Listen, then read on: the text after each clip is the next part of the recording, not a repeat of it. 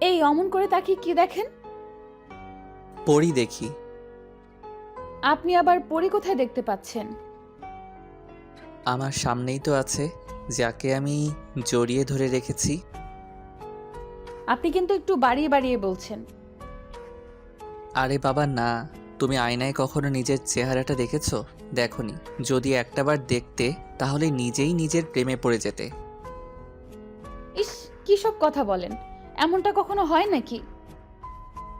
আরে বাবা হ্যাঁ, চাঁদের সৌন্দর্যটা তোমার কাছে হার মানবে, ফুলের সুবাসটাও তোমার কাছে এসে মিলিয়ে যাবে, রোদগুলো তোমাকে দেখে লজ্জা পেয়ে যাবে। তারপর তুমি যা দেখতে না, একদম আগুনের মতো সুন্দরী। কি সব উল্টাপাল্টা কথা বলেন? এমন করে বললে আমার বুঝি লজ্জা লাগে না? প্লিজ এমনটা বলিয়েন না। আরে বাবা, তোমার প্রশংসাও করা যাবে না দেখছি। যেমনটা দেখতে আমি তেমনটাই বললাম। আর তুমি কি না এভাবে লজ্জা পাচ্ছ? অবশ্য লজ্জা পেলে তোমাকে আরও বেশি কিউট লাগে। তার উপর যখন তোমার গালগুলো টমেটোর মতো লাল হয়ে যায় না, তখন মনে হয় ওইগুলো কামড়ে দেই। আপনি আমাকে বারবার লজ্জায় ফেলে দিচ্ছেন। প্লিজ এমনটা বলিয়েন না, তাহলে আমি লজ্জায় শেষ হয়ে যাব। কি হবে সেটা জানি না, কিন্তু তোমাকে দেখতে আজকে এতটা সুন্দর লাগছে, যার জন্য নতুন করে আবার তোমার প্রেমে পড়ে গেছি, জানো তো? ইস, এইভাবে কেউ বলে? আপনি জানেন আমার লজ্জাটা একটু বেশি, তাহলে বারবার এসব কথা বলে আমাকে লজ্জায় ফেলে দিচ্ছেন কেন? প্লিজ এমনটা বলবেন না। ওকে বলবো না, এখন আমার পাওনাটা দিয়ে দাও। আমি তাহলে আর এসব বলবো না, না হলে আরো বেশি বেশি দুষ্টুমি করব, আর দুষ্টু দুষ্টু কথা বলবো। তখন কি হবে জানো তো? কি হবে জানি না তো। কি আর হবে, তোমাকে আদর করার জন্য আমি একটু মাতাল করে তুলবো, আর তাতেই তুমি আমার কাছে আদর চাইবে। আপনি তো একটা ফাজিল। আমি কি সেটা জানি না, যার জন্য আপনার প্রেমে পড়তে বাধ্য হয়েছিলাম? আপনি আমাকে এমনভাবে ইমপ্রেস করেছিলেন যার জন্য আপনাকে ছাড়া এখন আর একটা দিন একটা মুহূর্ত আমি কাটাতে পারি না। শুধু আপনার কথাগুলোই আমার মনে পড়ে। জান, এটা ভালোবাসা। তাহলে বুঝতে পারছো তো তুমি আমাকে কতটা ভালোবাসো, যার জন্য একটা মুহূর্ত আমাকে ছেড়ে কাটাতে পারো না? হ্যাঁ, এটা ঠিক যে আপনি আমার নিঃশ্বাসের সাথে মিশে গেছেন। যতক্ষণ অবধি আপনাকে একটা নজর না দেখি, আপনার কণ্ঠস্বরটা না শুনি, ততক্ষণ মনে হয় আমার দেহের মধ্যে প্রাণ নেই, আমি মরে যাব। এসব কথা আর কখনো বলবে না। আমি থাকতে তোমার কিছু হবে না। আমার কলিজাটাকে আমি কতটা ভালোবাসি সেটা তুমি জানো না। প্রচণ্ড পরিমাণে ভালোবাসি তোমাকে। তারপরও কেন এসব কথা বলো? হ্যাঁ, আমি জানি আপনি আমাকে কতটা ভালোবাসেন, আর জানি বলেই শেষ পর্যন্ত আপনাকে না ভালোবেসে থাকতে পারিনি। আপনার ডাকে সাড়া দিয়েছি, আর এখন আপনার কাছে বারবার ফিরে আসি। আপনার আদর ভালোবাসাটা চাই। তাহলে সেটা না হয় করেই ফেলি। ইস, কী সব বলেন, ফাজিল একটা। একদম এসব করার চিন্তা ভাবনা করবেন না। তুমি তো বললে যে তোমার নাকি আদর চাই আমার থেকে, তাহলে করলে সমস্যা কি? হ্যাঁ, আদর চাই, কিন্তু সেটা সব সময় না, আর এত তাড়াতাড়ি না। আমি সবটা বিয়ের পর চাই, যেন কোনো মানুষের চোখে সেটা বাজে না হয়ে যায়, তাতে আমাদের বৈধতা থাকে। আপনাকে কাছে পাওয়ার জন্য যেন তাতে কোনো বদনাম না থাকে, কারোর সামনে যেন কোনো অসম্মানিত হতে না হয়। আমার জানটা দেখে এত কিছু ভেবে ফেলেছে, আমি জানতাম না জানটা এত কিছু ভাবে আমাকে নিয়ে। জানবেন কেমন করে? এখন তো আর আপনি আমাকে আগের মতো ভালোবাসেন না। আমিও পুরনো হয়ে গেছি না, ওই জন্যই আপনি আমাকে আগের মতো সময় দেন না, ভালোবাসেন না, আমাকে বোঝার চেষ্টা করেন না। এখন তো আমি আপনার ডাকে সাড়া দিয়েছি, তাই আপনার আর দরকার নেই আমাকে ইমপ্রেস করার, তাই না? কে বলেছে আগের মতো ভালোবাসি না? আর এসব কি বলছো কলিজা? ভালোবাসা কখনো কারো কাছে পুরনো হয় না। আর আমি তোমাকে সময় দেই না কে বলল? ভালোবাসা তো এখন পূর্ণতা পেয়েছে যখন তুমি আমার ডাকে সাড়া দিয়েছো। তাছাড়া এখন তোমাকে ইমপ্রেস করার কি আছে? তুমি তো, আমি এমনিতেই ইমপ্রেস, তোমার ভালো লাগে এমন এমন কাজ আমি করার চেষ্টা করি। আপনাকে আর কিচ্ছু করতে হবে না, আপনি শুধু আমাকে এইভাবে সময় দিবেন আর ভালোবাসবেন, তাহলেই হবে। এমন করে ভালোবাসবো কেন? আরও বেশি ভালোবাসবো তোমাকে। এত বেশি ভালোবাসায় ভরিয়ে দেব, যার জন্য খুব শীঘ্রই তুমি আম্মু ডাক শুনতে পাও। আমার আর কিছুই চাই না, আমার শুধু আপনাকে চাই। কথার ফাঁক পেলেই দুষ্টুমি করার সুযোগ ছাড়েন না, তাই না? সব সময় শুধু এসব উল্টাপাল্টা কথা, তাই না? একটু সিরিয়াস হতে পারেন না? আরে বাবা, আমি তোমার ব্যাপারে সবসময় সিরিয়াস। তোমার কাছে আসলেই কেমন যেন দুষ্টুমি পাই। তোমাকে স্পর্শ করতে ইচ্ছা করে, নানা বাহানায় তোমাকে আদর করে দিতে ইচ্ছা করে, কিন্তু তুমি তো আমাকে বারবার দূরে সরিয়ে দাও। চলো তোমাকে আদর করি, তোমাকে ভালোবেসে নিজের কাছে টেনে নেই। সেটা আমাদের ভালোর জন্যই চাই না, কিন্তু আপনি তো বোঝার চেষ্টাই করেন না। আর যদি বিয়ের আগে আমাদের মাঝে উল্টাপাল্টা কিছু একটা হয়ে যায়, তখন আপনার উপর থেকে আমার বিশ্বাসটা নষ্ট হয়ে যাবে। তার উপরে ফ্যামিলিতে যদি জানাজানি হলে এমনিতেই ঝামেলা হবে। তখন জানতে পারবে আপনার আর আমার মাঝে সম্পর্ক আছে। এমন কিছু হলে তো আমাকে মেরেই ফেলবে। আপনি কি চান আমাকে সারা জীবনের জন্য হারিয়ে ফেলতে? বলেন। না না কলিজা, আমি কখনোই চাই না আমার পাগলিটাকে হারাতে। তোমাকে কতটা পরিমাণে ভালোবাসি সেটা খুব ভালো করেই জানো। আর আমি চাই আমার পাগলিটাকে সবসময় বুকে রাখতে। তুমি এমন কথা বলিও না প্লিজ। তাহলে দুষ্টুমি করার ধান্দাটা ছাড়েন আর একটু সিরিয়াস হন। একটা জবের ব্যবস্থা করেন যাতে আমি আব্বু আম্মুর সামনে গিয়ে আপনাকে নিয়ে দাঁড়াতে পারি। তাতে আব্বু আম্মু আপনাকে যদি মেনে নাও নেয়, তাহলে আমি আপনার বাসায় চলে আসতে পারবো। তখন আপনার আব্বু আম্মুকে একটু বোঝালে ওনারাও বুঝতে পারবেন না, কেউ আমাদের বাধা হবে না। কিন্তু তুমি জানলে কি করে আমার আব্বু আম্মু এত সহজে রাজি হয়ে যাবে? কারণ আমি জানি আমার আব্বু আম্মুর মতো আপনার আব্বু আম্মু অতটা রাগী নয়। আপনি যখন যেটা চেয়েছেন ওনারা সেটা দিয়েছে। আপনি যদি একটা জবের ব্যবস্থা করে বাসায় বলেন আপনি আমাকে বিয়ে করবেন, পছন্দ করেন আর ভালোবাসেন, তাহলে ওনারা হয়তো প্রথমে বারণ করলেও পরে আপনার কথা চিন্তা করে সবটা মেনে নেবে। তাই আপনি জলদি একটা জবের ব্যবস্থা করেন, যে কোনো দিন আমার বাসা থেকে বিয়ের কথা বলতে পারে। আর একবার যদি এসব কথা উঠে না, তাহলে কিন্তু আমি কাউকে আটকাতে পারবো না। তখন আমাকে আপনার হারাতে হবে। আর আপনি তো আমাকে ছাড়া থাকতে পারবেন না। তাহলে আপনি ভেবে দেখেন কি করবেন। আমি না হয় তোমাকে ছাড়া থাকতে পারবো না, কিন্তু তুমি তো পারবে। পারবে অন্য কাউকে বিয়ে করে গিয়ে তার সাথে সুখে সংসার করতে, আর আমি দেবদাস হয়ে যাব, তাই না? খালি সব সময় ফাজলামো না। আপনি জানেন আমি আপনাকে কতটা ভালোবাসি। আপনাকে একটা নজর না দেখলে যেখানে আমার নিঃশ্বাসটা বন্ধ হয়ে আসে, সেখানে সারা জীবন আপনাকে ছাড়া কি করে কাটাবো। আমি কখনো কল্পনাও করি না আপনাকে ছাড়া থাকার কথা। প্লিজ আপনি যে করেই হোক বাসার সবাইকে বোঝান। দরকার পড়লে ভাবিকে বোঝাবেন, তাহলেই হবে। কেন ভাবিকে বোঝাতে হবে কেন? ভাবিকে বোঝালে কি বা হবে? ভাবি তো উল্টো আরও জানতে পারবে, রেগে যাবে।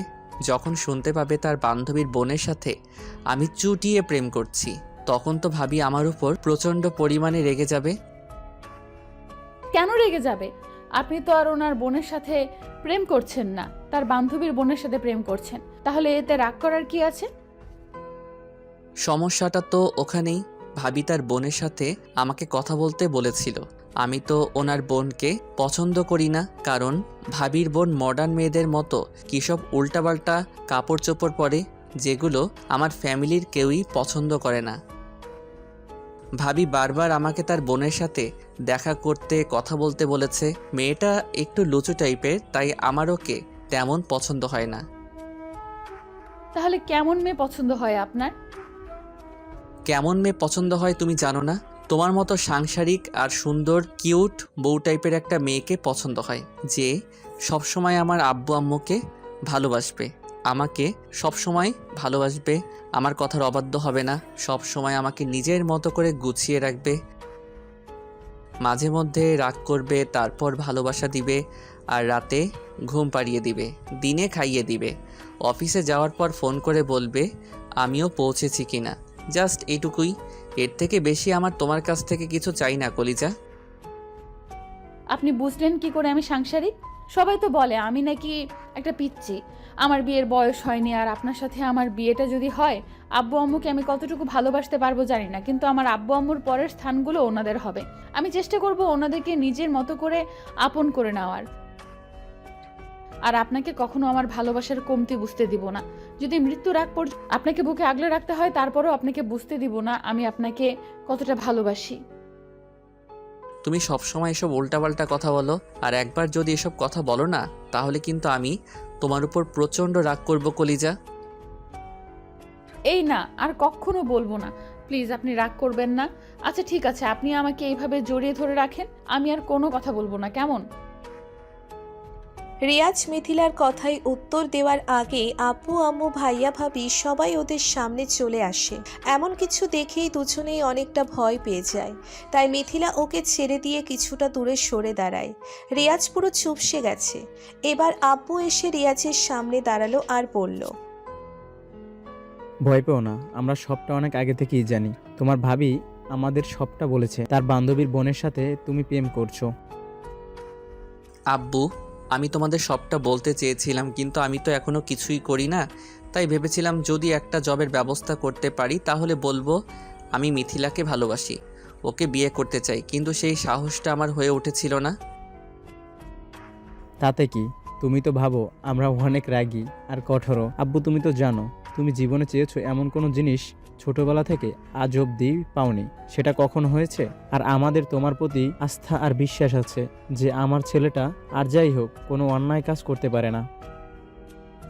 তোমাকে কোনো জবের ব্যবস্থা করতে হবে না। যেখানে আমার কোম্পানিতে হাজার হাজার লোক জব করে, সেখানে আমার ছেলে কিনা অন্য জায়গায় জব করবে? তুমি তো আমাদের অফিসটাতে গেলেই হয়। আর তুমি এত সুন্দর একটা মেয়েকে ভালোবাসো, সেটা একবার আমাদের বলতে পারলে না? তুমি কি ভাবো আমরা তোমার উপর অনেক রাগ করতাম? না মানে আব্বু, আসলে আর ভয় পেতে হবে না, এখন তোমরা নিশ্চিন্তে থাকতে পারো। আমরা মিথিলের বাসায় বলবো। আর শোনো, বিয়ের আগে উল্টাপাল্টা কোনো কিছু করো না, যার জন্য আমার সম্মানটা নষ্ট হয় কিংবা আমাদের কারো কাছে ছোট হতে। মামনি, তুমি আজকে থেকে বিয়ের আগ পর্যন্ত রিয়াজের সাথে দেখা করবে না, কেমন? যেদিন তোমাদের বিয়ে হবে একেবারে দেখা করবে। কিন্তু আব্বু আমি আর একটা কথা নয়, আমি যেটা বলছি সেটাই হবে। খুব শীঘ্রই তোমাদের বিয়ে হবে।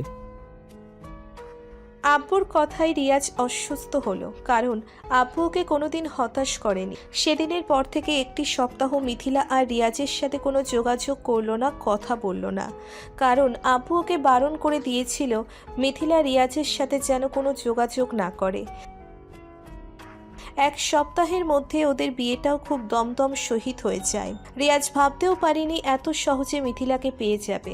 এর থেকে খুশির আর কি হতে পারে? রিয়াজ নিজেকে এখন পরিপূর্ণ ভাবছে, কারণ ভালোবাসার মানুষটাকে জীবনে পেয়ে গেলে আর কিছু চাওয়ার থাকে না। তাই রিয়াজ কতটা খুশি সেটা বলতে পারছিল না। বারবার ইচ্ছে করছিল বিয়ের সময় মিথিলাকে শক্ত করে একবার জড়িয়ে ধরতে। তো রাত 12টার দিকে রিয়াজ রুমে আসে, দেখে মিথিলা ইয়াব বড় এক ঘোমটা দিয়ে বিছানার মাঝখানে বসে আছে। রিয়াজ একটু মুচকি হেসে ওর দিকে এগিয়ে আসলো। মিথিলা ওর পায়ের শব্দে বুঝতে পারল ওর ভালোবাসার মানুষটা রুমে এসেছে। মিথিলা উঠে এসে রিয়াজের পায়ে হাত দিয়ে সালাম করতে গেলে রিয়াজ ওকে উঠিয়ে বুকের সাথে জড়িয়ে নিল আর বলতে লাগলো, আর কখনো তুমি আমার পায়ে হাত দিয়ে সালাম করবে না। কিন্তু সবাই যে বলল স্বামীর পায়ে হাত দিয়ে সালাম করতে হয়। কে কি বলে তোমাকে সেটা শুনতে হবে না, তোমাকে যেটা বলেছি তুমি সেটা শুনবে, কেমন? আর এখন থেকে আমাকে প্রচণ্ড পরিমাণে ভালোবাসবে। তোমার কাছে আমার আর কিছু চাই না, তুমি শুধু আমাকে অনেক অনেক আদর করে দিবে। আপনি কি বাচ্চা যে আপনাকে সব সময় এভাবে কেয়ার করতে হবে?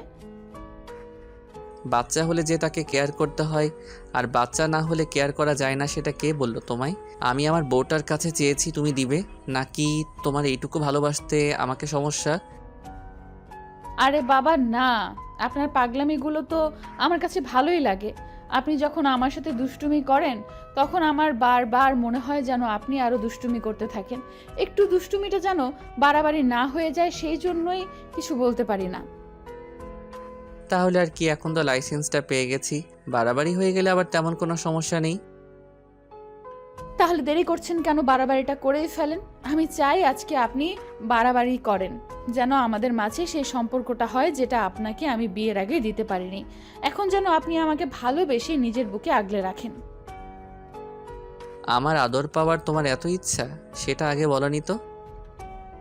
কি করে বলবো আমি বিয়ের আগে এমন কিছু চাইনি। তার উপর যদি এমন কিছু হতো আপনাকে হারিয়ে ফেলতাম, তো একেবারে সারা জীবনের জন্য পাওয়ার জন্য আপনাকে একটু দূরে রাখতে হয়েছে। এখন তো আমরা চাইলেই সবটা করতে পারি, তাহলে আপনি দেরি করছেন কেন? আমাকে আদর করেন। করব, কিন্তু তার আগে সবাইকে এখান থেকে যেতে বলি, না হলে ঝামেলায় পড়তে হবে। এখন আপনারা যে যার মতো আসতে পারেন, না হলে অনেক বড় ঝামেলা হয়ে যাবে, আর যে ঝামেলার সমাধানটা বিয়ে করা ছাড়া হবে না। আমাদের ভিডিওটি কেমন লেগেছে তা কমেন্ট করে জানাতে ভুলবেন না। আর ভিডিওটি যদি ভালো লেগে থাকে তাহলে একটি লাইক করুন আর সাবস্ক্রাইব করে আমাদের পাশেই থাকুন। ধন্যবাদ সবাইকে আমাদের পাশে থাকার জন্য। আল্লাহ হাফেজ।